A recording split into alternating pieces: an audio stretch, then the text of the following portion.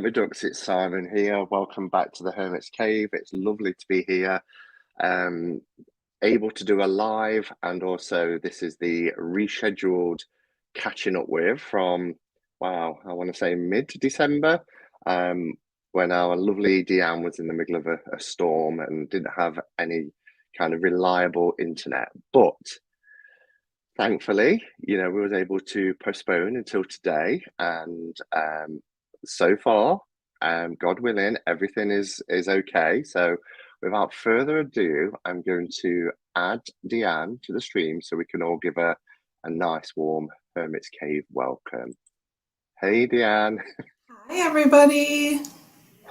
I'm here today and not green screen. That was a weird thing, wasn't it? That green screen. Yeah, it was really special. Usually we don't have any internet trouble here, but it was a crazy cyclone bomb storm, I guess. Yeah, and when we spoke to you, and we was only on air, I think, for a few minutes, but how did it all pan out? Obviously, you're safe, and everybody was safe. Did it get much scarier, or? No, everything was fine. We were totally safe.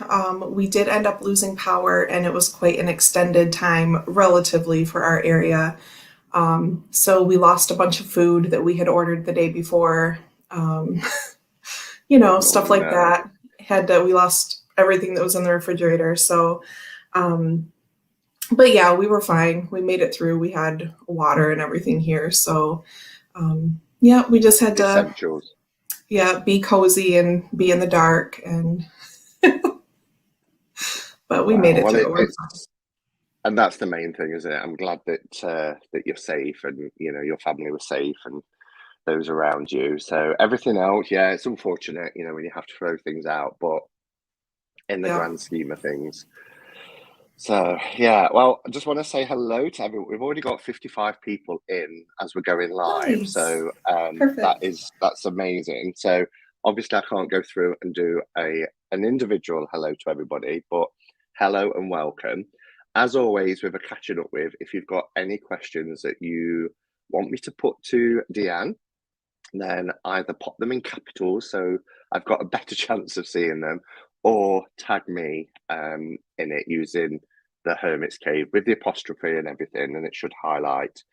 And mods, if I do miss any, then please draw it to my attention. I'll pop them up on the screen so Deanne can see them as well. Are you actually seeing chat, or have you decided not to? I was just gonna say I do have chat up on my phone, but I don't know how much I'll pay attention to it because I don't know. I'll squirrel away to it if I look at it too long, I Yeah. think. And I've even though I've used StreamYard for such a long time, um, I don't know if I hit the mute button, whether it mutes just me or you as well. But I was just going to say that if I have a little bit of a coughing fit, I will hit mute, um, just because it's not very pleasant. But hopefully, it won't mute you as well, so you could carry on talking, or I think that's how it works. But I've never had to mute before during a live We'll see with how it somebody else. goes. Yeah.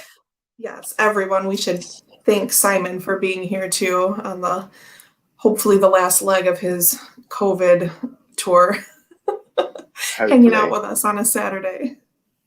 I was talking to my friend Kelly Bear earlier, and I was saying I'm really looking forward to having a catch up with Deanne later because it feels like it's real life again, being able to Yeah. sit and chat. It's not Mhm. anything too exhaustive that's going to drain me or anything like that. It's just sitting, in a nice chair, having a chat with you. So I've been looking forward to it all day. So thank you Oh, good. for honouring it and doing it. So Thanks for having me. you're welcome. So, I mean, you know the format of how these go because I think you, and I know before you was Blue Crescent Tarot, um, I knew you as your name, you was a subscriber under your name of Deanne, and I just feel like yourself in particular has been there probably more or less through my YouTube journey. So it's amazing to be able to sit with you now.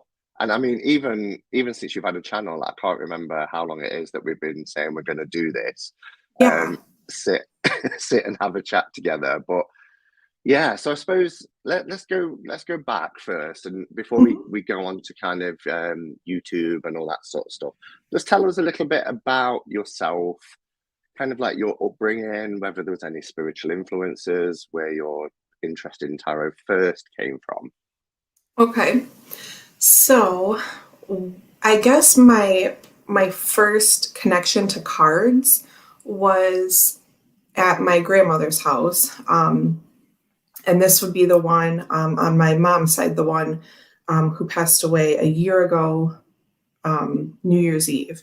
So I just bring that up because I've been talking about her a lot since then, and have had some. I actually am holding a little mini deck of hers from way back in the day that has these little like vintagey backgrounds on it, and I love the little house. It always makes me think of her house, even though it doesn't really exactly look like that. But it's just a little mini playing card deck, and I have a little plastic bin of cards that I got after she passed. Actually, a little bit before she passed away, we had to clean out her apartment when she was moving into like a rehab facility.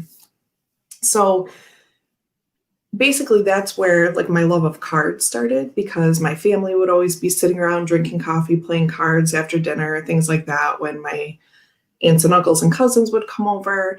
And so, the kids always wanted to play cards too, even though we didn't know like what the Mm, grown-ups were playing. They'd give us a deck of cards to play with to keep us occupied. So it always has had that sort of like family connection. Um, and aligned with that in terms of any spirituality or religion, things like that. Um, there was nothing really forced or strict or even habitual for us. I really enjoyed going to church even when I was little and um, almost through high school. And I have come to find, and I wasn't completely naive to it before, but I've come to find that I was very lucky in the sort of church environment that I was in. As I got older and started hearing all these other different people's experiences with it, um, yeah, it just really, really just made me appreciate the very family oriented, easygoing, fun church that I was a part of growing up. Like for me, it was about going to summer camp and we would do nature hikes and we would learn about the different trees. And I remember telling Chris Yao of Barely Balanced, I remembered saying, my first walking stick, we put elemental beads on, and I made that at church camp. And he's like, wow. wow, a church camp. I mean, there's just a Presbyterian church, Um, we talked about the different elements and we put a bead on the end of the walking stick for each one. And then we went on our nature hike. So I don't know if I was just at like a really hippie sort of um, church, but it was just very, I would sometimes go downstairs to Sunday school or I'd stay up and during the regular service with the adults because I just liked listening to the person read from the Bible because I thought it sounded pretty and I liked the language and I liked hanging around with adults. So like I didn't always go downstairs with the rest of the kids. And there was never anything dark or scary or anything like that. So I fully believe that it was, a pick and choose and like we're going to talk about all of these good parts. And so I totally had rose colored, shades on for that part of my life because that's just what church was to me. It was about being nice to people and getting together and eating food and going to church camp and singing songs. So I had this very kind of light experience with it. Though later in high school, I went to some like teen program with a friend who invited like 10 or 20 of us, and I actually left with my friend that I went with about 15 minutes into it because it was so doom and gloom, and they were talking about teens who were dying by suicide and how that was sinful and like all of these things. And my friend's brother had passed like the previous month, who had died by suicide. And so of course then she like went into hysterics and I left with her. We just started walking. This is before I could drive or anything. So like, nope, let's just leave. So that was like really crazy to me, like really jarring because, I just went in thinking, oh, this will be a fun thing to do with some friends from school. And it was really awful. So that's sort of like a snapshot of like where my first, my really positive experience, like coming up against this really negative one. But in my family, it was never, my brothers were made to go like at Christmas Eve because I wanted to go with my mom. And it was like a midnight service, which I thought was really cool. So there were a couple times where my brothers would tell you they were made to go, but not for any, conviction reasons. We were just able to do what we wanted. So thankful for that. Yeah. That and that's on the whole sounds like a really positive experience until much later on. But I was just wondering, with your kind of family's interest in cards and playing cards, and you said you was given cards to play. The church, or well, I should say the church, the faith that I, as from my family background, had um a real negative response to any form of playing cards. Even I can even things like Old Maid, that you would give children to play while the adults might be playing something. So I do remember, and my parents have still got it in their front room, even though they're quite devout. This little wooden box that has two sets of playing cards in, for when even as kids we'd play Snap, but it was all sort of, we shouldn't really be playing with these. So did was that anything that, yeah, because I know throughout your growing up, you've got a love of cards anyway, playing cards. Did that have any sort of meet with any sort of negativity? It really didn't. My grandmother probably, like she and I would go together when I could drive. I would go pick her up on Sunday mornings and we'd go. And she was probably the person who attended church most aside from me or with me. Um, but she never said anything about that. And she was sort of the ringleader of the cards and everything. The church where I grew up in, they never said anything about what we should be doing at home or not doing at home or anything like that. It was never brought up. Now I'm trying to think for like after school programs. I don't think we had cards there to use, but we'd like watch movies and stuff. I was in the handbell choir, like we do stuff like that, but there was never any, yeah, like don't use this or these things are bad. It just really wasn't. We were just having a great time. And so I don't know if coming up, if my grandmother grew up with anything like that, but where our like kind of home church was, ever since I was born, there was never anything like that, restrictions, or no one ever even said anything about that. So it was Sounds definitely quite like progressive. yeah, it was just Yeah. like a weekly, we were all sitting around playing cards every Sunday after family dinner. So yeah, I think my grandma would have had some words for them if they told her not to play cards. So They probably knew that. They want to fear the wrath of grandma. yeah. And then I remember kind of tying it back into tarot. One of my great aunts who would often be there, she's the first person I remember saying, like when she had cards laid out on the table, she said, those hearts really mean love when she was talking to me. And I was like, oh, okay. Like I might have been like 4 or 5. Like that's my first memory of someone putting a meaning to the cards. And so that was kind of the first bit of it. And then I was 14 when I got my first tarot deck. And then like all of these kind of sparks started going off. Like I was intrigued by it anyway. But then once I got them, then I was like, oh, it's like playing cards kind of, I started like all these bells and whistles started kind of going off. So that's how it all came full circle. I was at a friend's house and her mom was cleaning out her library and she was putting books and some other, notebooks and things like that on the table. And she said, if you girls want any of this stuff, you feel free to take it. I'm taking it to donate or whatever. And there was the yellow box Rider Waite sitting there on a stack of books. And I just, I was like, oh, I need this. Like, I didn't really have any sort of even like pop culture reference or anything to it at that point.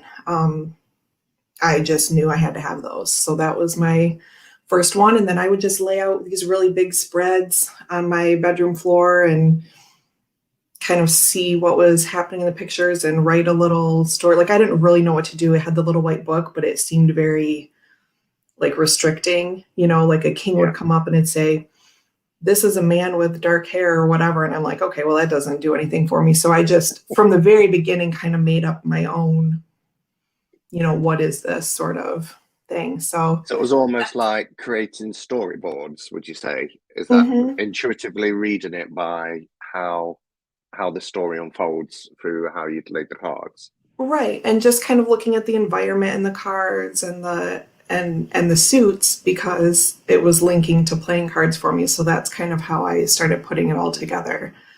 So so yeah. And I could tell that when I'd have a certain mood or a certain kind of day, or like how the cards would change coming up. So then I think I just sort of aligned that with what was going on. I'm like, okay, my energy. And I also was very spirit connected in terms of like ghosts and spirits kind of thing from when I was really little. So that was all part of it from the very beginning too, because I thought, okay, my energy or spirit energy that's coming through is affecting these. And so I thought that was great right off the bat, because then it was like a way to kind of decipher more of what I had coming in from spirit as well. So, Yeah. Wow. And that's really interesting. And there's been a few people that I've spoken to through chats like this where the introduction had come in through playing cards.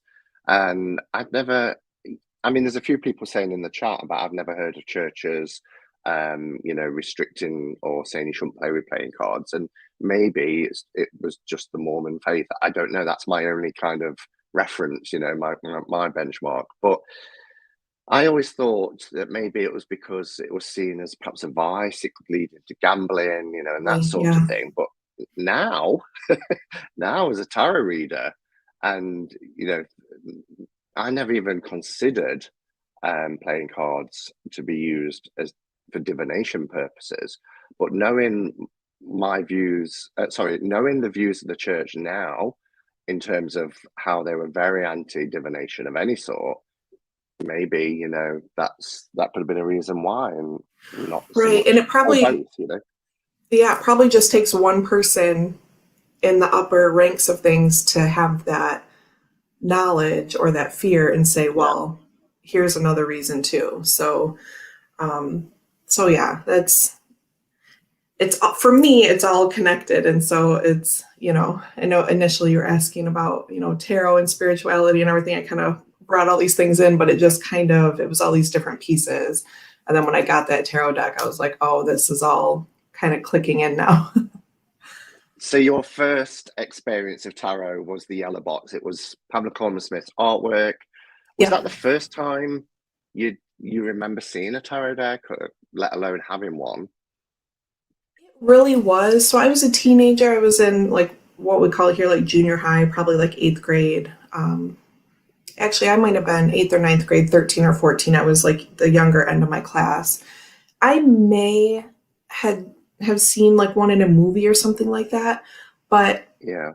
I don't really know because I was very like involved in dance and everything. So I was just busy. Like I would go to school and then I would go to the dance studio until it closed and then I'd go home. So a lot of times growing up, people are like, oh, like in the movie such and such. I'm like, I don't know. I feel like I missed like not really. I mean, I'd hang out with friends on weekends and things like that, but I feel like there are these big holes of like pop culture that I'm like, I don't know, unless it's music. Yeah. But so I Yeah. maybe had seen some images like I knew that it was sort of I knew that it was like an occultish thing, which was right up my alley at that time anyway. So there was enough that I knew that that was like a little, like a witchy kind of thing.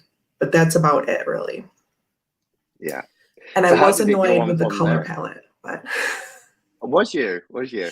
yeah, a little bit. It was just really a little bit, but I mean, I was very hooked. And so, like, it didn't really matter. But when I, you know, went headfirst into Tarot Tube and realized that there were like other versions of it, that was amazing. So, and now, of course, I love it. Like many people say, it's, Yeah. I was hooked on it regardless. So, Yeah. And as I said, it was 2008 which is 14 years ago now, when I picked up the bog standard one from a shop on the high street here in the UK, and just seeing these blotchy lines, and I was thinking, oh, you know. yeah. But now, well, as you know, it's my favorite. But I get it. But I think you can go on a journey with it. Yeah. And I guess that comes with. I don't know. With somebody like Chris, Elemental Cartomancy, his first deck, he still loves it, and it's still, very special to him. So he connected with it straight away, whereas it took me longer Hmm.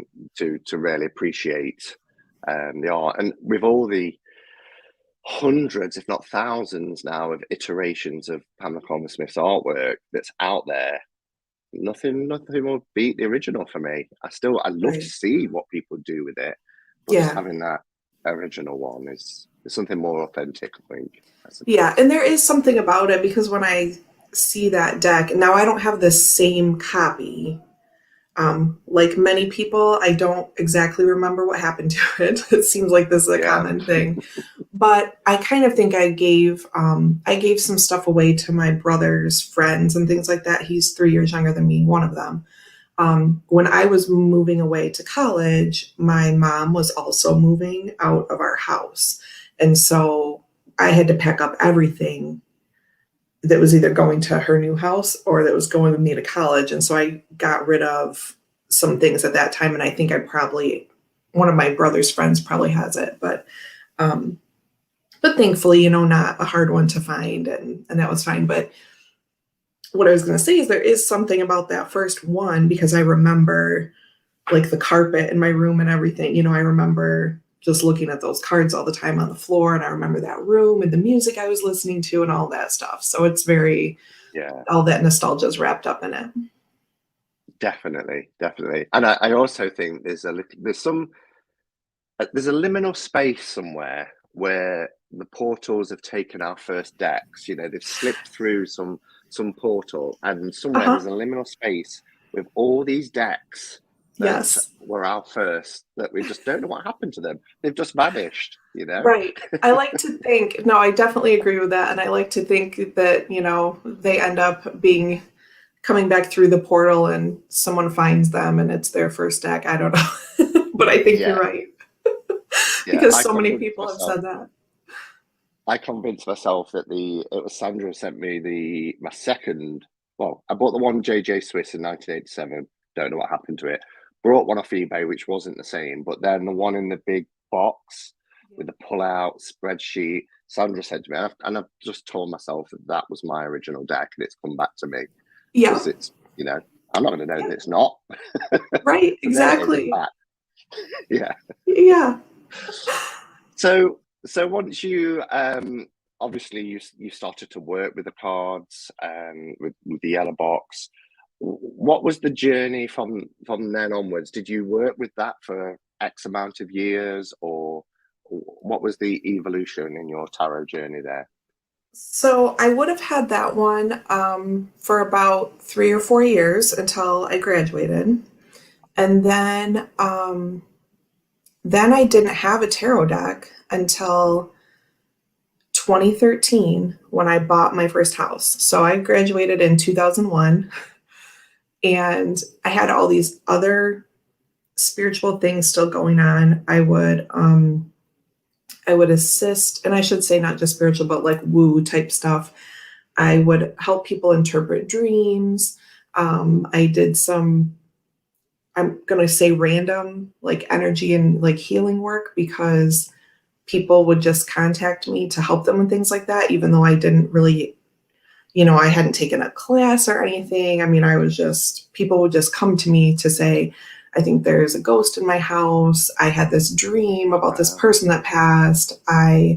Just friends at school. And then it just sort of, branched out from there. My friend said that you can do this thing or whatever it was. Or there was a phase of time where my friends were using a Ouija board and they found that it worked a lot better if I was around. So then like they'd be calling me to come over and like, I mean, they were my friends anyway. I was hanging out with them, but they'd say, "Oh, can you come over when you leave the dance studio? Because, we're trying to talk to so-and-so and it works. It only works if you're here."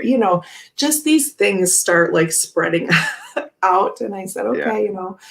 So I didn't have a tarot deck for 2001, for about 11, 12 years, something like that. When I bought my house, got out of a relationship, bought my own house, was intent on like having a baby by myself, just the whole 9 yards, just my own space. I thought I'm going to bring in, I'm just done with the relationships. It's fine. I don't like, please, no one feel sorry for me. I'm just turning this corner and I'm like getting out of my life. I was just so over feeling just, spending 4 years with someone, spending 2 years, spending 4 years with someone, feeling heartbroken. I'm like, you know what? It's been fun and all, but like I have a lot of things I would just like to do and be happy about. So I'm just going to buy my own house, have my own kid, decorate the house how I want, put some tarot cards in here. And so this whole thing happened. And I went to Barnes and Noble shortly after I moved into my own house and bought 3 tarot decks in one fell swoop, bought the yellow box back. I bought the Crystal Tarot by Philip Permut, which is a pip deck that has a different crystal for each card. And I also bought Ciro Marchetti's Gilded Tarot at that time. So I bought those 3 decks, 3 different styles. And I just thought, okay, this is what I'm going to do. I'm going to have my cool witchy bedroom and it needs some tarot decks in it. And I'm going to get back into this. So I had quite the hiatus from actually having a deck. But then when I got back to it, I just kind of went full steam. And then shortly after that, I contacted a medium that I know who's highly popular in our area here where I live. And she actually asked me to come read at her shop. I just asked her if she knew of any events where I could go set up a table, because for some reason I all of a sudden felt compelled to read for people aside from family and friends, even though I hadn't before. And in my video, my first tarot, which was my first YouTube video from the tag that you started, I explained a little bit about this moment where I picked up that crystal deck and I thought, oh, I'm going to read for people with this. And I sat it back down on the shelf because I was like, Too scary. I'm like, I don't want to read for people, And I picked it back up and I heard that again. And I thought, well, whatever, I can make my own choices. I really want this deck. I'm taking it with me. And then about a month later, I had met that medium. And then one crazy day, I asked her if she knew of any events where I could set up at a table. And she said, no. She said, but I'm having an event at my shop. And I'd met her off site from her shop. So I didn't know, but she actually had a crystal shop and read tarot or gave readings there. So I said, okay. She said, if you come read for me at lunchtime on Friday, then you can set up a table at my shop on Saturday. I'll do my 10-minute psychic readings and you can do tarot in the other room. And I went and read for her on Friday. Actually, I read for her assistant because she was still too freaked out by cards, even though her guides were telling me to hire me or were telling her that she should bring me on. She was still at that point afraid of cards. And so she left and had me read for her assistant. And the assistant said, oh, she did great, whatever. And so then she said, okay, I'll see you, tomorrow or whatever. And then on the spot at the end of that event day, she hired me and said, whenever you can come in here, once a week, once a month, whatever, I would like you to read tarot in my shop. And so that was it. It was a whirlwind. I don't know really even today how that all happened, but that's the That's sort an of amazing story, though. point by point of how I became a professional tarot reader, just, in a shop reading for people, which was really nerve-wracking at first because I went from, reading for a couple people, friends of friends, to, at someone's house to, oh, this is your job now. I mean, I maintained my full-time job, but yeah, it was very interesting. And I definitely had more Real stage baptism of fright. fire. Yeah, Yeah, definitely had more stage fright for my first business in public tarot reading than I ever do going on stage for dance. But and that's saying a lot because I still get stage jitters. So, but then it just kind of became second nature, and it was really awesome. So brilliant. And did you ever find out why she was so afraid of the cards? Did you ever get to that point of reading for her? she's funny. She's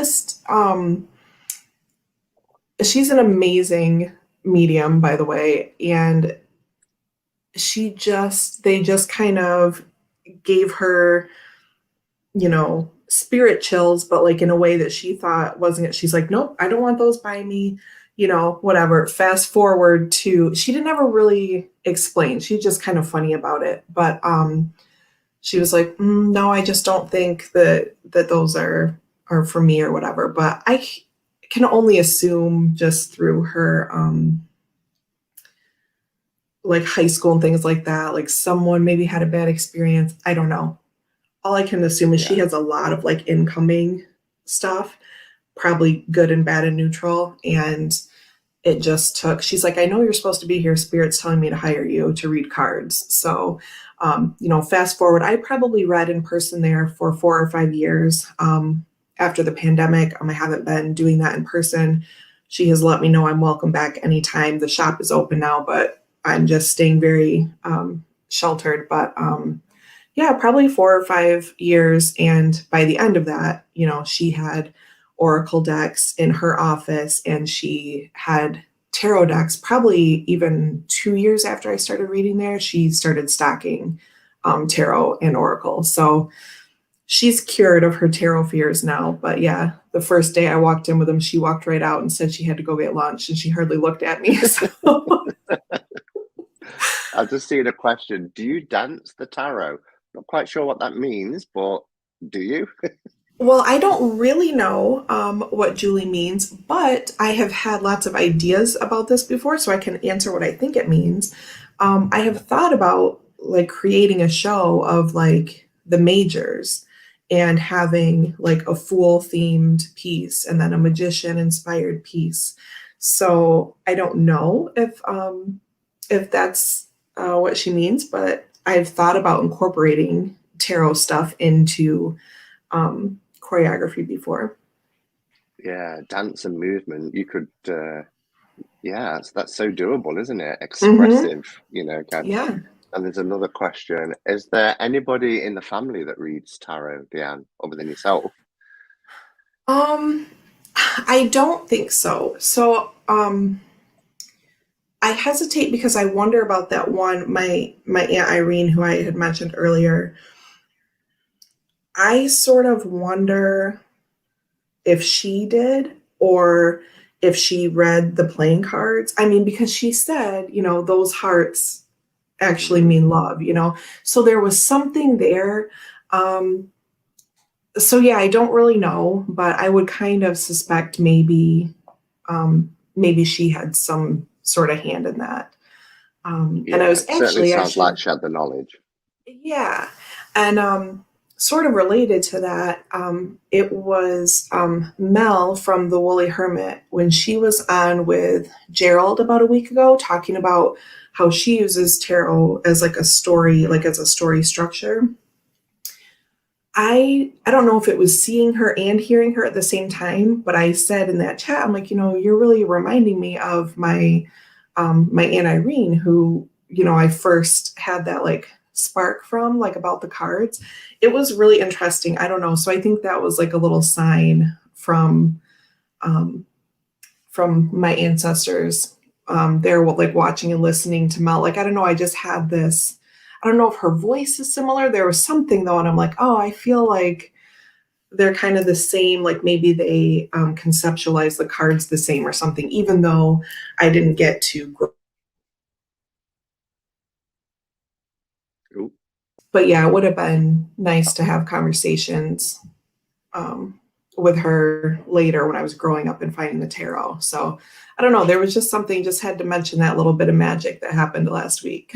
So Yeah, that's lovely. I love it when you get those little kind of those feelings, those little connections. So, mhm. so what made you come and start a channel? What was your journey into Tarot Tube? Wanted to connect in a different way. So I had been in chats. I started out mostly just listening because I would be driving on my really long commute. I used to drive an hour and a half one way every day for work.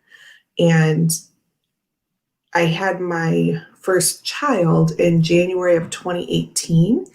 And I went back to work like in May or April, I guess it would have been. And by May and June, for some reason, I'm a music person, but for some reason around summertime, I was like, I want to listen to people talk about something while I'm driving, which again, this was foreign to me. Talk radio used to just make me so mad if they'd be switching and I'd want that radio station.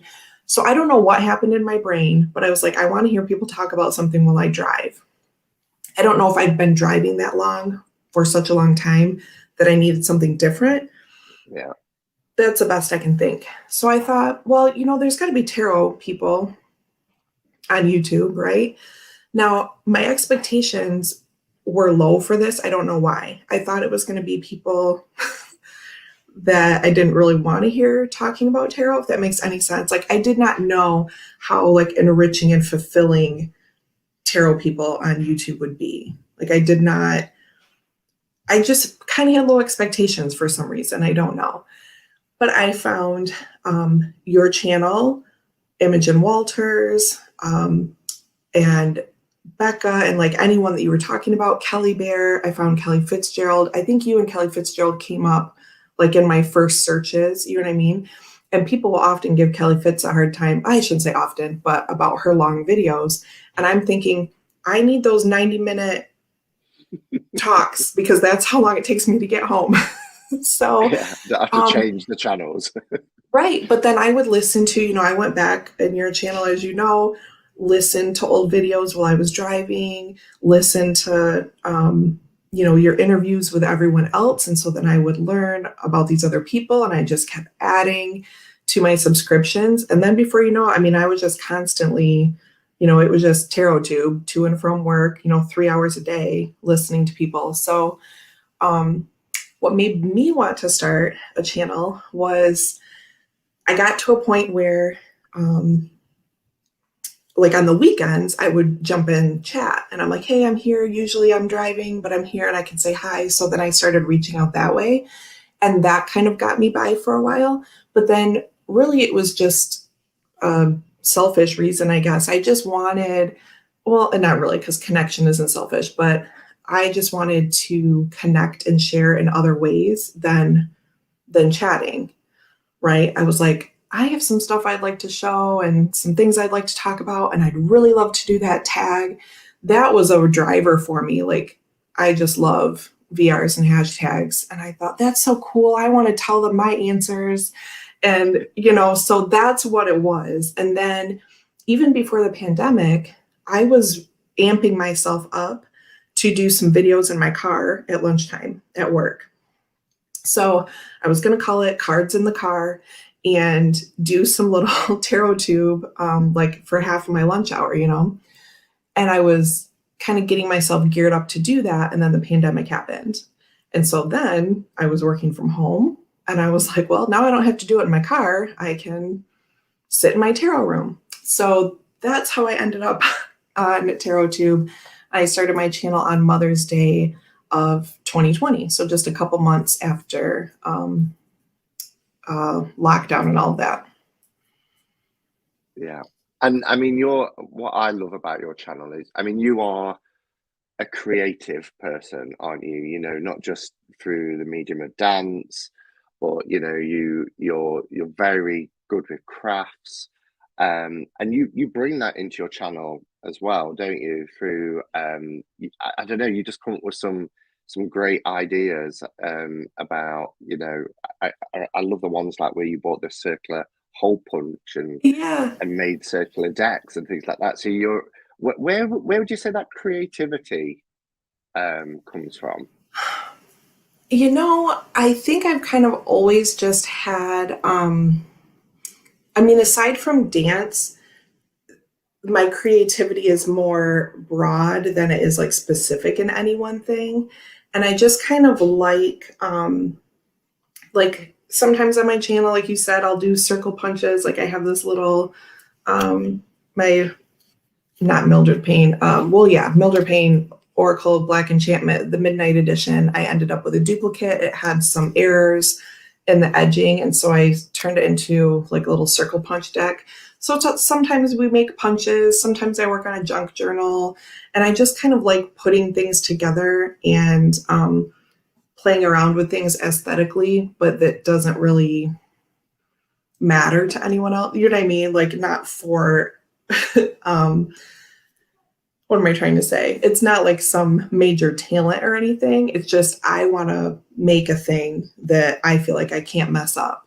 Right. So I'll just say, oh, I'm going to create this journal and it's going to have all these scraps in it. Or, and I get tons of ideas from people on TarotTube. And I'm like, well, I'm going to do that just for something fun, even if it's not super amazing. Right. Like we have Candy, who is an amazing artist, and we have Justin Michael, who is, you know, deep into, you know, card making and reproductions and things like that. And like people kind of have their little, I shouldn't say little, people have their different interests and talents. And I will just take little easy pieces of what I can get for them. Like the circle punches I learned from Veronica Jude when she made um, circle punches out of one of her extra RWS decks. And that was forever ago when I saw that she did that. And I'm like, I'm going to do that someday. So I'm a collector of like ideas and decks and all these things. And it's just a nice little creative outlet for me that doesn't feel like too much pressure. So I don't know if that answers where it comes from really, but I've always just kind of like putting things together and making pretty stuff, even if it's just pretty by my definition. So Yeah, no, and it's really nice because you know, you'll have these kind of, you know, you'll invite people into your channel, and particularly on your lives, and you'll look at something, you'll say, I'm not quite sure what I'm going to do with that yet. I'm going to do something with it, you know, and I yes. just love that. And then you'll come back and you'll be like, so remember when I said, and you've got all these kind of creative ideas, and I really Yeah. like that. I think I love to see creativity. Well, thank you. I've Uh, thought of a new one. So I have in my basement a plastic bin full of CD booklets, like album covers and you know, back in the day when CDs came with like the lyrics in the book and everything.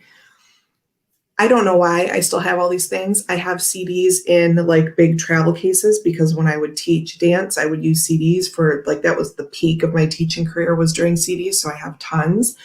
And I thought the other day, I'm going to take those booklets and make like a lyrics deck. Like I can cut out the ooh, lyrics and put those on cards. So you're right. I'm like, I'm going to keep that because I can use it for something. Um, but yeah, but that's, you're right about how we all get ideas from each other because I bought a clock for the kitchen and there was all these kind of where you can put photographs in, but they're round circles.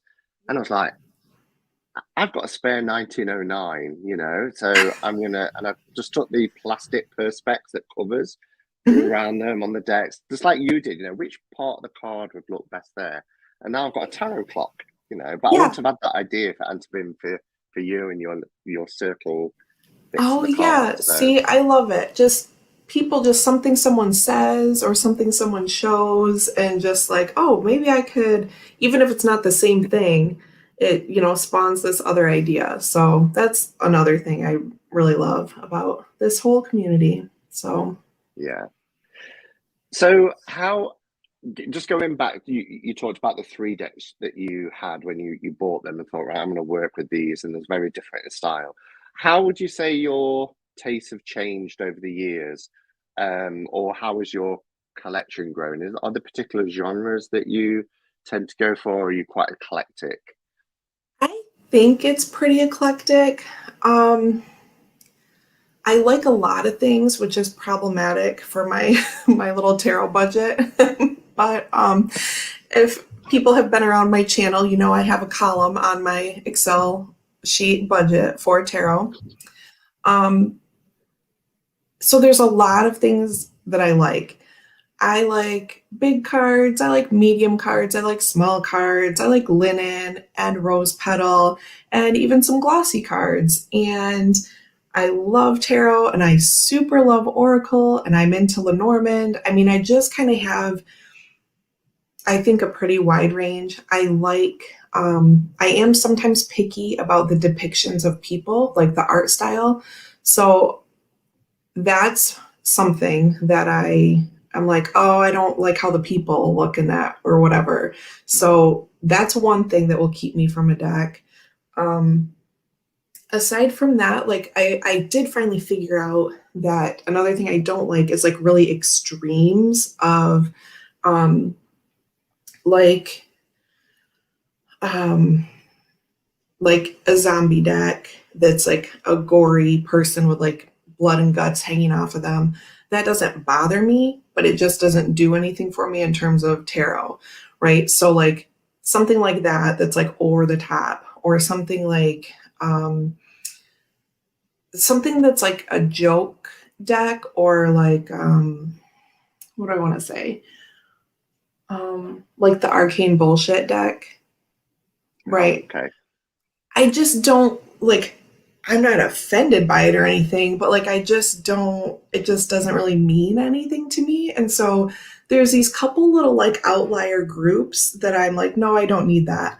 But there's a whole lot of stuff in the middle that I'm like, ooh, I like the dark, Yeah. environment of that, or I like the pastel environment of that, or I like this because it has stars scattered in the background. Like sometimes it doesn't take me much. Like if there's little cosmic-y things going on, I probably like that a lot. Um, I do find that the kind of more like cosmic geared stuff, I do love earthy decks as well. But I think that's one difference I find with a lot of people. They're like, oh, this one, like Star Child or Moon Child, it's not grounded or earthy enough for me. And I'm like, oh, that's fine. I don't need that. So Yeah. um, cosmic-y stuff feels like home to me. So I think there's a lot that I do like and not a lot that I don't like. Quite broad, yeah, and that's great. So, and in terms of tarot systems, I mean, you talked about your first deck being the RWS. Are you Mhm. exclusively RWS, or do you read Marseille and Toth and So, what I typically say is that I read RWS and I also read pip decks. Um, I like Marseille. I think it's awesome. I love listening to people talk about Marseille and the history of it and all of this. Um, Not a huge fan of the traditional majors in the Marseille. The depictions of the people just kind of, it's whatever. It just doesn't do it to me.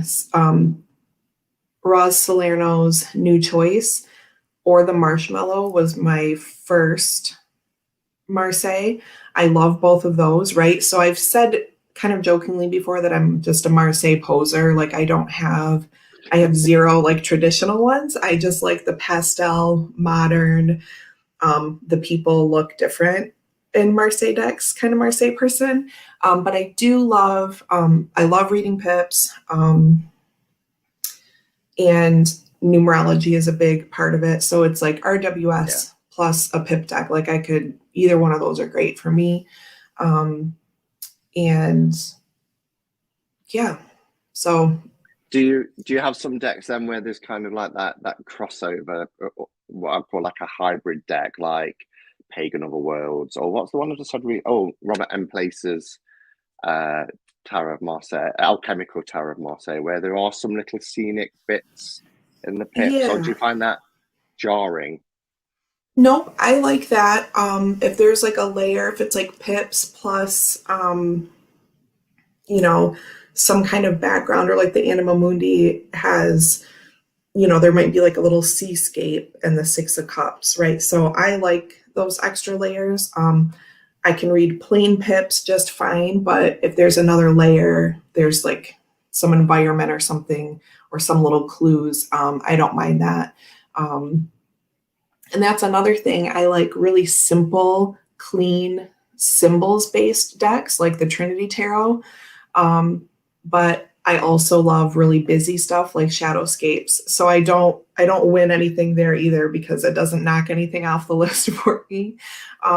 I love really clean, simple stuff, probably because it looks like Lenormand and it's just a thing on a card. Or like the Kawaii Tarot, it's just super simple. It's just this one little thing. But then I also like the really fully loaded cards too. So it just Yeah. depends on the day. Or I like to layer cards, so I'll do like one of each. Mm. Oh, and you've kind of touched on pet peeves when it comes to tarot, in the sense that you talked about extremes, how there's certain extremes that you don't like. But Yeah. are there any sort of deal breakers for you? Would that be like card stock, perhaps, or I don't know, maybe it's even something like certain cards you like to have depicted in a certain way, so you'd look out for how those cards are represented. Any any deal breakers? I don't really know if I have a deal breaker. If it's like one card in a deck that I'm like, oh, I'm not really feeling that, I'm probably still getting the deck. So if it's like a whole, if it's like I don't really like how any of the people look in this deck, then I wouldn't get it. But that's really, as far as like one card, either making it or breaking it, probably not. I'm really interested when the Justice card is something other than the traditional RWS depiction. And I don't know if it's because it looks, so I'm Libra Sun, and so that would be my zodiac card. And I don't know if I just want it to be like more melodramatic or more, um, I don't know, it just feels kind of boring to me, which is part of the meaning, right? It's supposed to be this sort of, Mm, so if there's something about one card that I would say is if there's like a really interesting justice card to me, then I would go for that. As opposed to if there's one card I don't like, I wouldn't go for it, if that makes sense. If there's an it exciting does. justice card, then I get excited. That's cool. And do you have a significator card? Are you somebody in the tarot? I think Queen of Cups comes up just so quickly in my mind. And probably not just because I'm older now than I was when I started tarot, but I maybe when I was younger, I maybe would have said Page of Cups. But I do feel like Queen of Cups most often. And when anyone's like, I never really decided it for myself, but anytime someone's talking about it, that's what pops in my head. Yeah, So I don't use them a lot as like a separate thing, but when they come up, like every time Queen of Cups comes up, I say, oh, that's me. So like I do, it's yeah. just like this kind of inherent thing. And this is a good moment to shout out our Chris Kelly at Elemental Cartomancy on his wedding day. Um, Yay. I know, I'm so excited. The deed is done. They're actually married now. So Yeah, yeah. So I if you just ever have you to watch memorialize it on TarotTube. yeah, if you watch um, it back, Chris, congratulations. The deed is yeah, done. thank you. Yay, yay. Congrats to Chris and Sandy. So super exciting. They've had quite the wait for Yes, for they this. have. Oh gosh.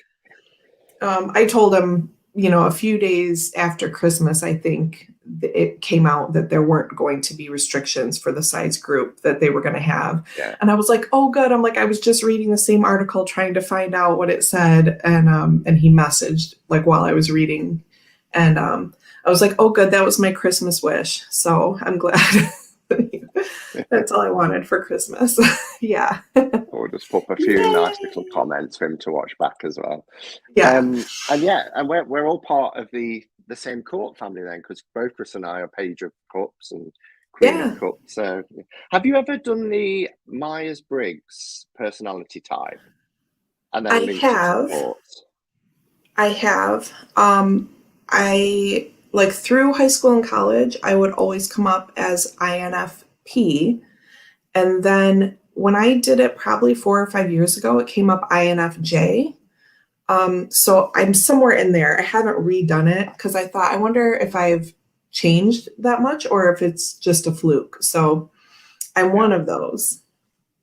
And I'm trying to think which they correlate with now.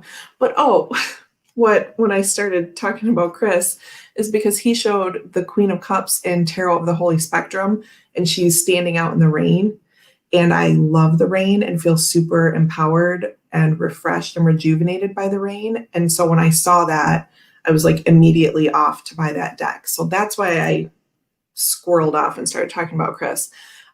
Because that was Chris Kelly made me do it. Tarot of the Holy Spectrum, Queen of Cups is like my clutch, if I had to pick one. Yeah, brilliant. And is there anything that's right at the top of your wish list right now when it comes to decks? Is there that one unobtainable deck or one that you just Not really an unobtainable. For a long time, I was on the search for an idiosyncra deck, and I very luckily happened to receive one from the lovely Jennifer King, who is an admin in the Tim and Alan's Tarot group.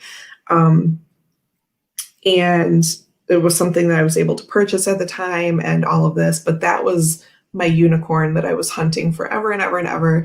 And I received that last year. So that was kind of my one hard to find thing.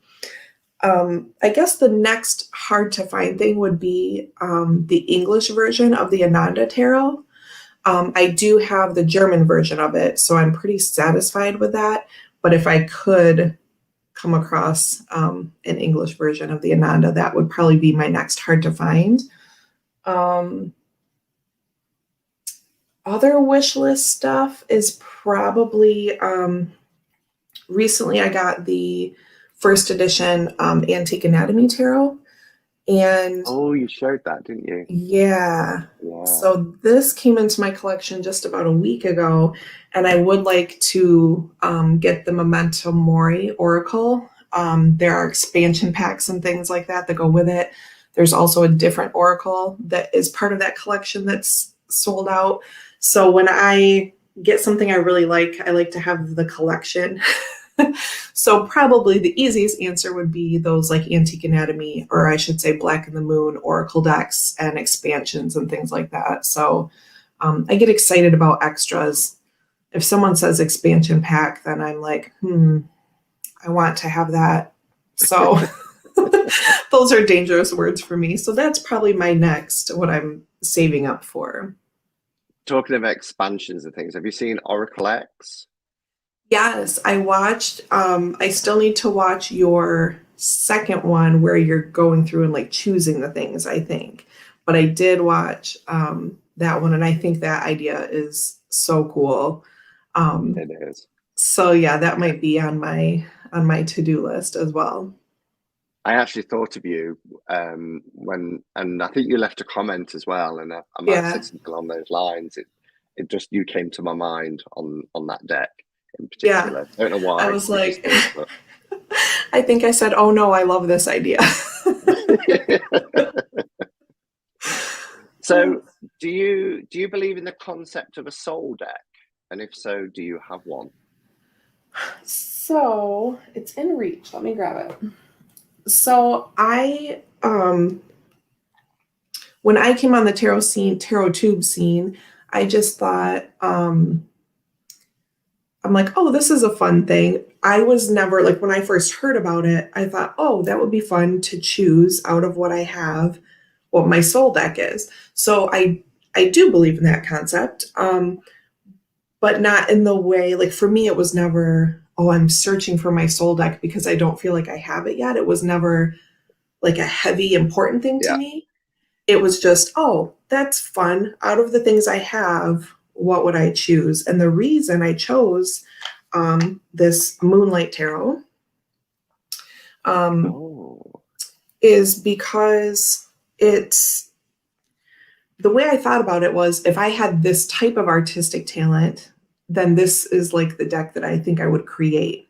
So that's how I decided because I love, if anyone watched my hashtag only 10 decks and listened to how I had to agonize over choosing 10, then you'll know that like lots of decks could probably fit this for me. But I still feel really confident saying that this is the one because, again, I think if I could create a deck that I drew, right, that would be kind of this style. So I actually found out about this on your channel, Simon, but it was under Talk to the A Moon or different Talking name. to the Moon. Talking And to the moon. yeah, and then when I realized that that person wasn't the real person and it's called the Moonlight I'm Tarot, I know I'm there's all still this so craziness. confused. I'm so Yeah. confused about it because the person who I bought it from contacted me saying I am the artist. So I Yeah. just don't know who is and who isn't. It's like, Right.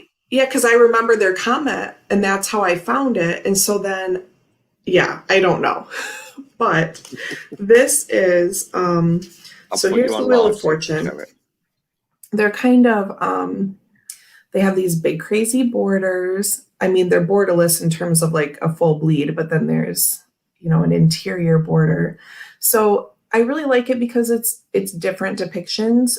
It's RWS enough that I think people could figure out the meanings. I don't think it's anything that's so off base. Um, but let me see here. So the sixpence, it's just different. There's some sacred geometry in it in the back. Um, I just like the dark environment of it. I like things like this where it gives a little different kind of feeling for a Five of Wands, right? This looks to me, probably because of Harry Potter brain, looks a little more collaborative than competitive. Like that competitive piece of it could still be there, but it's also kind of bringing in, like, okay, we're going to have to get along and figure this out kind of vibes to me. So I like it that it's just different enough. The tower is just this lightning coming down between, which might be like a broken down tower, but it just looks like it's out in the Yeah. open and just natural. Um, there's some animals in it. Two of Cups reads, I mean, there's red wine in the cups. It's different enough that it's really interesting to me.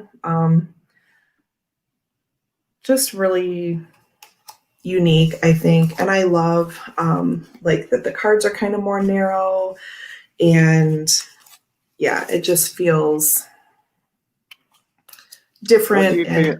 and interesting. What do you think about the eyes being covered? Yes, so that's the other thing. So most of them are red, but here we have like one in the teal, and I can never remember. I really should know this, but you'll see that the face is covered, and I can't remember if it's a Scandinavian thing, and I do have the PDF saved, but with the eyes covered so that it's that the Internal. third eye or our intuition leading the things. And I'm glad you asked about that because I'm just drawn in by the pictures.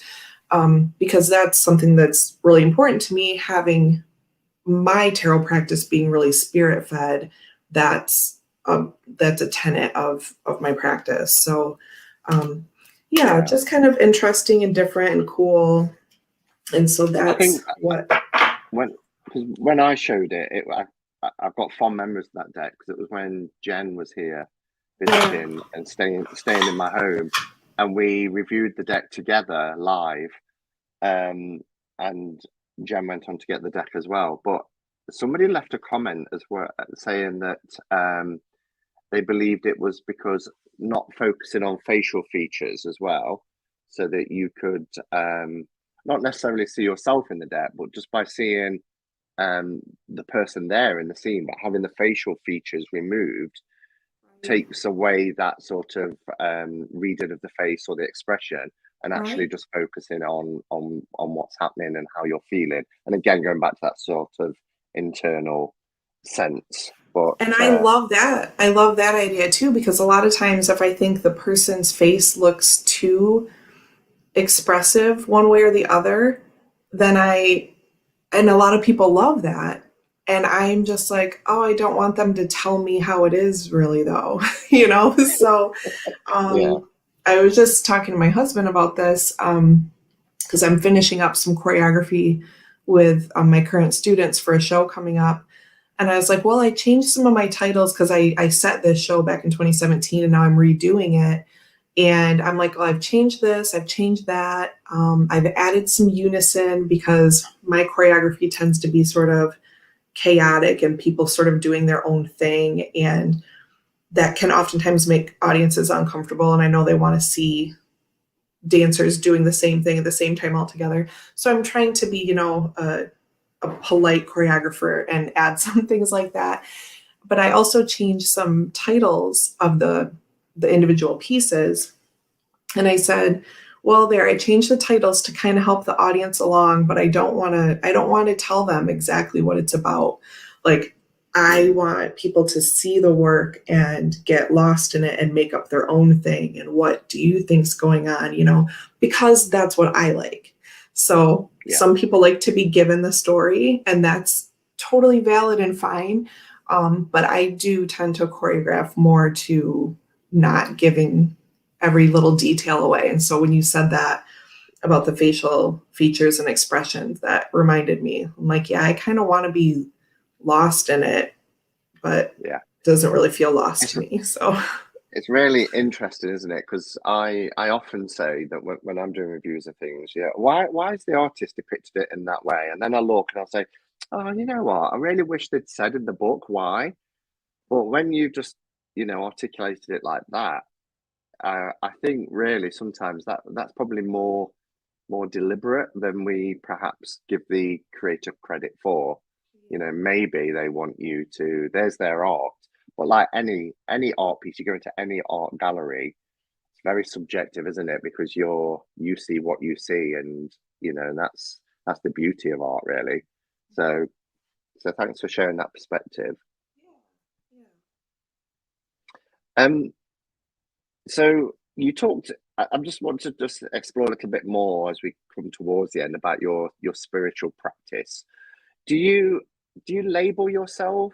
I know you talked about having sort of those witchy roots and wanting to have your room and your tarot decks. And yeah. do you class yourself as pagan or a witch or even a Christian, or do you do that, or is your spirituality more kind of fluid?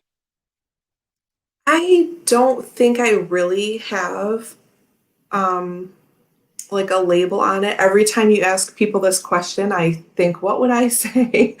um but I don't think I do really. The way I talk about myself is, I'm doing this paganish thing or I'm doing this witchy thing or things like that, but I don't really have it like classed as such as sort of one thing. um I do still sometimes go to church. I'm hesitating because I haven't been going to any public places for the duration of this pandemic, for the most part. Um, but I did find, so like the church where I grew up, the one pastor who was there when I was like a baby until I got into high school, um, he left actually when I was a freshman in high school. And after that, I would still go, but I did not feel. So this gives an idea. The church was still a great place, but I felt so attached to my pastor that when the new one came along and he just wasn't as I don't know, jovial or I mean, he was a nice man, but it just wasn't the same. And so I was very Mm, attached to the person. And after that, I felt kind of a break from it. You know, I didn't feel it was just this part of growing up that was just gone then. So, um, but after that, later in high school and early college, I did find another, like what they call a rock band church. Um, though I have to say that the bands that do play there are super amazing and talented. And I would often go to hear the music, right? Um, and, but more importantly, you know, I respected those pastors there and everything like that. So I did even find like a second church home in my like college days.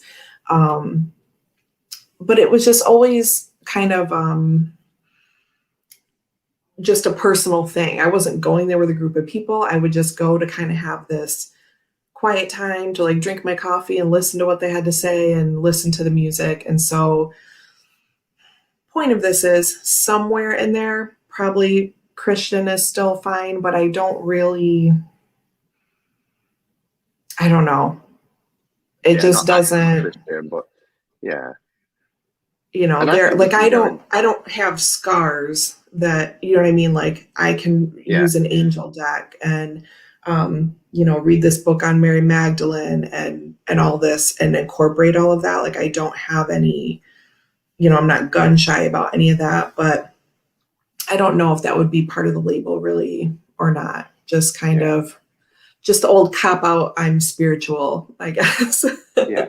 No, and it's not a cop out. I mean, I think more and more people are, like I said, being quite broad when it comes to their spiritual practices and have shopped about, for want of a better phrase, spiritually, you know. And I can, there's a cathedral in the city here that I went into with a friend one lunchtime at work and I had the most beautiful spiritual experience. When I went to Glastonbury, which is like the pagan Mecca for the UK, I took some time out just to go and sit in the church for 10, 15 minutes because you know you can connect to spirit in all of these places, you know. And I do, you know, and somebody that's been through, you know, a negative experience, it still doesn't restrict me in as much as, you know, that doesn't mean I'm going to go to church every Sunday, but I can still appreciate Right.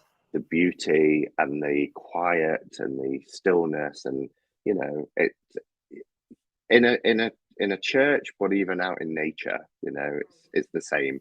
You know, it's how Right. you connect.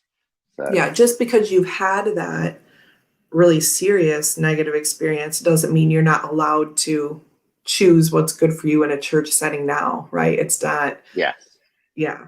Yeah. yeah, absolutely. And being as it's the beginning of the year, and you're my first guest for Oh, the beginning of the yeah. year, lots of people are talking about word of the year. Have you selected a word for 2022? I did.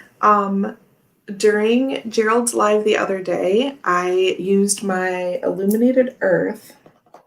There are stacks around me, so I don't know if I can find it right offhand. But I was using Illuminated Earth Oracle by Claire Mac Arts, and I thought I'm gonna draw a word of the year during this live, and all the energy of everyone will be in it, and it'll be awesome. And I drew obstacle. So I said, okay, I'm like, fair enough, obstacle, that's fine. I am 34 weeks pregnant today, and very literally, a newborn baby is an obstacle to lots of things. It's a beautiful, precious, amazing, maybe miraculous obstacle, but I mean, literally, that's what I will be in my fourth trimester, holding a baby 24 hours a day and just doing that. So, obstacle to lots of things, sure. I'm like, okay, I get it, right? And the obstacle picture, it was like this oval, so it reminded me of like my belly, right? I'm like, okay, I get it. Yes, obstacle for 2022. Yes, I'm aware. So I'm like, okay, cards. Well, okay, what else? Right? So I didn't put that one back and draw again. I kept it out and I was like, okay, drew another one, attachment. And it was a sort of grayscale darker feeling card, and it was like someone holding, I don't know what they're holding, might be like dead flowers or something. Like it looks like a very drab. It does not look like a positive card, okay? So I'm like, attachment. Yes, again, I'm having a baby and I have an almost 4-year-old and I understand both of these perfectly. I was like, okay, deck, one more. I said, can I have I'm like, can I have like a guiding light? That's what I asked for specifically the third time. This is what happens if you don't ask specifically. So the third time I said, can I have a guiding light card to, how do I manage these things? And then structure came up and it had a rainbow on it and these triangles stacked up and it was green and pinks and it looked much more positive than the first two cards. So I've decided that that structure card is kind of the overhead card for the obstacle and the attachment, and it's also will move to be in between those things, and then that structure will also be the result of going through 2022. So yes, I thought I Yes. was going to have this fluffy unicorn inspiring word of the year, and I drew obstacle. No, I didn't go into that whole story in Gerald's chat because I didn't want to take over the the video that he had going on, but I talked about it on Thursday when I did my casual chat on Thursday. To kind of But that's explain to people that I wasn't lying and I didn't throw cards away, but what actually came up was obstacle. So but it's almost what you described there is almost like a year ahead reading, isn't it? yeah, Because finding that structure and we need some form of structure in our lives. Obstacles, they're just challenges. They just might take a little bit of time rethinking things. But the more you push against an yeah, obstacle, the stronger you become. Anyway, it's like pushing against a boulder, isn't it? You might not be able to move the boulder, but your body is benefiting and getting stronger and everything else. So attachment is literal. yeah, You literally got another being attached to you. right. But yeah, so it's almost like a year ahead reading. But Yeah. yeah, And great words. I will tell people, even in my archetypes videos, we'll do card pulls to match with the archetypes now.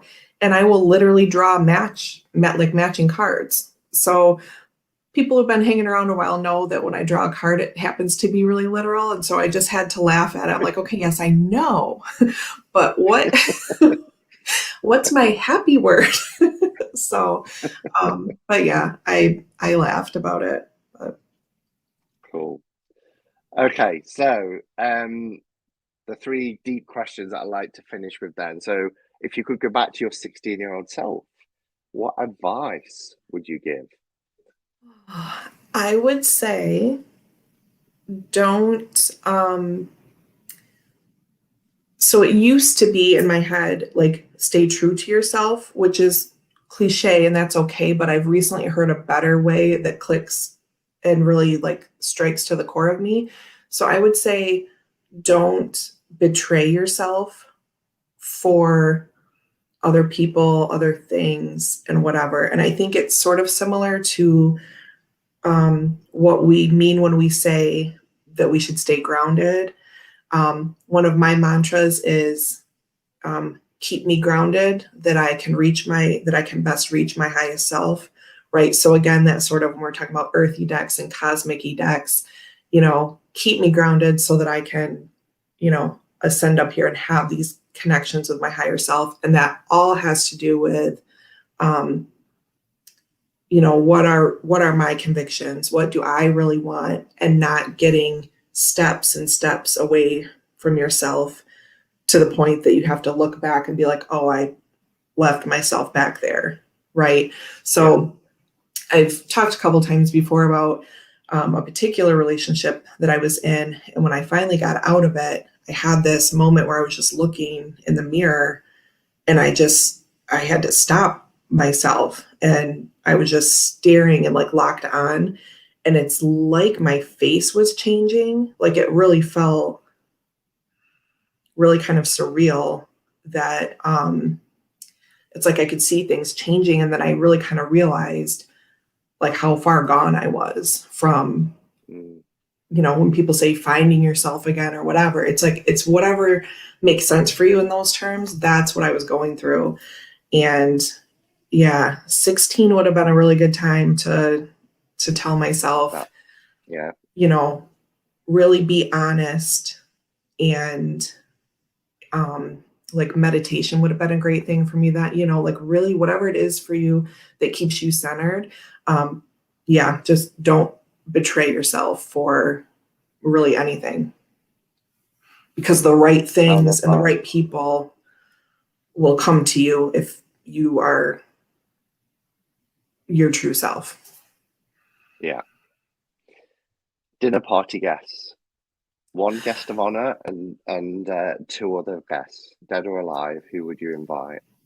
I'm gonna bring Bernie Sanders. I'm gonna get political for a minute. Bernie Sanders is gonna be my guest of honor. Because I think he's an amazing human being. And then I'm going to bring back some music people. I'm going to bring back Lane Staley from Alice in Chains, rest his soul. Okay. And who else? And Whitney Houston. Whitney and Bernie Wow. and Lane Staley. There we go. What a dinner party. Yeah, there we go. And then the final question before we do paper and plastic. What Sure. would you say your practice, and that could be tarot, your spiritual practice, what has it taught you most about yourself? Um, that I should trust my intuition, really, just at a basic level. That when now I'm always going to be using cards, I can say with certainty. Um, but to trust myself, because I know um, that everything is cyclical, and but in an evolving way, right? Not cyclical, like we're going to keep living the same over and over, but that we're going to keep learning and applying these things. But at the base, that um, to trust myself, because the cards come up and I'm like, oh yeah, so just that on a day to day, take time to slow down and do things like look at cards.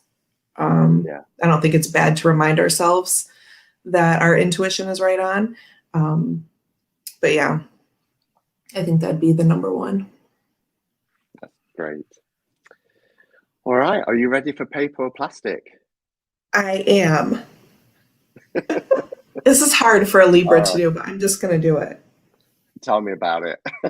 I'm glad I'm the one asking the questions. Yeah. Paper or plastic? Paper. Oracle or tarot? I'm going to say Oracle. I thought you would. YouTube or Instagram? YouTube. Peanut butter or jelly? Peanut butter. Big parties or small gatherings? Usually small gatherings. If it's like a tarot party, then everyone can come, but otherwise, small gathering. Weight or Crowley? Wait. Bath or shower? Shower. Bordered or borderless? Bordered. Dark and creepy or rainbows and unicorns?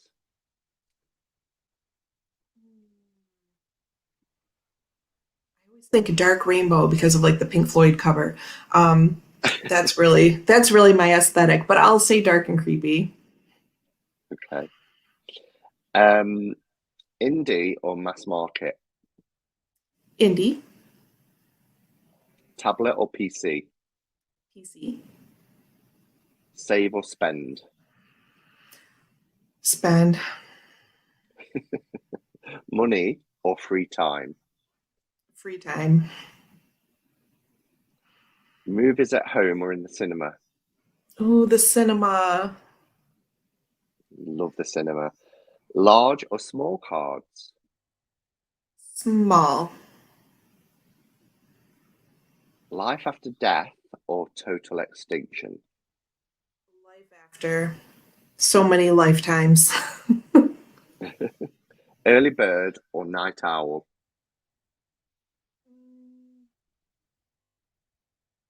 I think by nature I'm a night owl. Being a mom makes me an early bird, but I'd rather be a night You owl. are. You are up early. And the number of times you message me and I'm like, it's 10 o'clock in the morning here. It's like 5 a.m. where you are. I'm like, I woke up, forget it, I'm up. Um, Woodland forest or sandy beaches? Forest. And toilet roll hanging over or under? Over. Okay.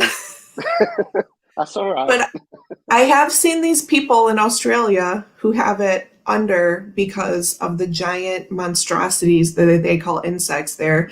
So if I lived in Australia, then I would have it under. There's a disclaimer. All right. Is there a particular deck that you're being drawn to at the moment that's kind of vying for your attention that you want to show or talk about while I just shuffle these? So I have like daily decks that I'm using for this month, but I'm not gonna show those because the thing, like when you said, something that's vying for your attention, I've started working through art history tarot for past lives. So Oh, tarot and past lives are like two of my favorite things to talk about. I've wanted this for a very long time. Um, it's just one of those things that kept getting shuffled around on the list, and I finally got it a few weeks ago. And I also got like, it comes with this book, and then you can also order the Past Lives workbook. And it really goes into detail and like telling you how to like decipher the different things. And I think it's so cool because there's a grid for each type of question or reading that it gives you. And it changes the meanings of the tarot cards slightly to match what the question is. So, like, who were you? And the Queen of Cups is going to say certain attributes.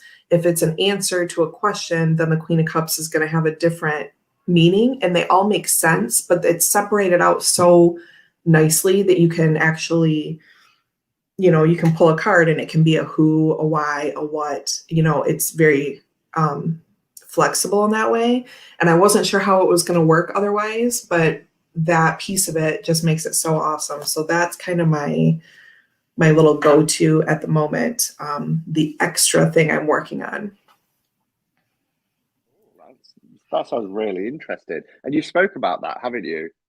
Yeah, I went through and did the first activity on one of my lives a few weeks ago because I'm like, if I don't, Yeah. like, I'm a saver, like, I'll save a thing for a special time and then it just never comes. So I did my first past life reading with this deck online, live, and wrote it down in the book so that I would actually do it.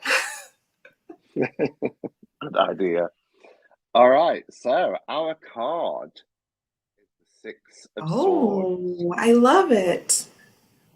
So yeah, this is the alchemical tarot bracelet, which I was talking about at the beginning, Okay. kind of like a hybrid. But um, I'm glad it's that one because I remember seeing this as well when I did the walkthrough. I think that's such a cool card. Um, so I guess the message really is the fact that there's going to be either a mental, emotional journey or even a physical journey where you need to focus on where you're going rather than where you've been. I think we spend so much time focusing on the situation that we've been in rather than, the direction in which we're heading. Great card to have at the beginning of the year as well, because at the beginning of the year, we're always thinking about what's coming, and we start planning, we start getting our journal set up and all things like that. So maybe it's a time to really think about, moving away from where we've been and making a plan, putting everything in order that we need to put in order to be able to focus on the priorities that we want for ourselves and those around us. But the Yeah. key message is, you are heading towards a calmer shore and the waters are starting to settle. Don't dwell on the past. Keep going forward. Keep focusing. And yeah, just don't look back. Keep looking forward. Amazing. I do have to say, we don't know if we're having a boy or a girl, but if we have a girl, her name will be Vela, which is Latin Oh, for the sails of a ship. So I think it's really interesting that that particular boat has is a sailboat. So um, yeah, yeah. little Easter eggs like that happen when I'm talking to people and they draw cards. So just gonna point that out in case that's maybe Simon's prediction for the baby. You heard it here first. Exactly. Yeah. Yeah. Chris pretty That's much told really me I was cool. pregnant in a reading on his channel. I mean, he stopped himself from saying it and said, I'm going to message you later. But then a few days later, I was like, oh, yeah. You So were right. these things happen. Exactly. Deanne, I've absolutely loved the last 90 minutes. Thank you for coming on and sitting down with me, my first guest of the year. You're just such an interesting person. You've got a lovely personality.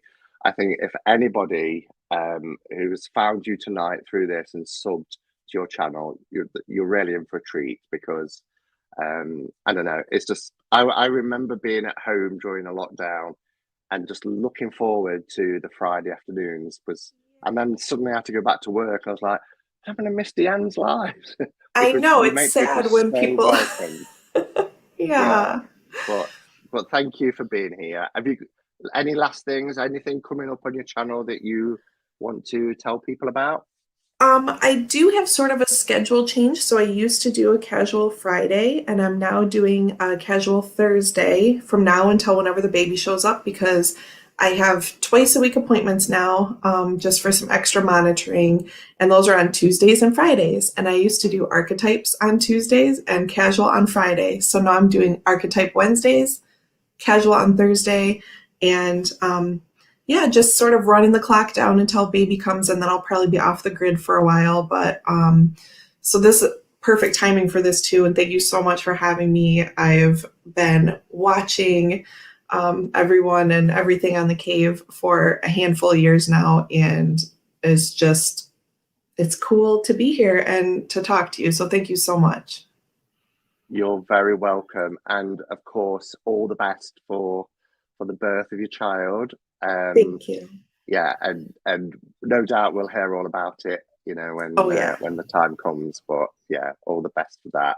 Just stay on while I end the stream. Thank you Okay. everybody for being here. I will be back, no doubt, in the week at some point. I'm still in isolation to either Monday, the earliest, Thursday at the latest, but I feel a lot better in myself. So thank you for everybody's messages as well. I've really appreciated them. And yeah, I will see you all soon. So until next time, go in peace. Namaste and blessed be.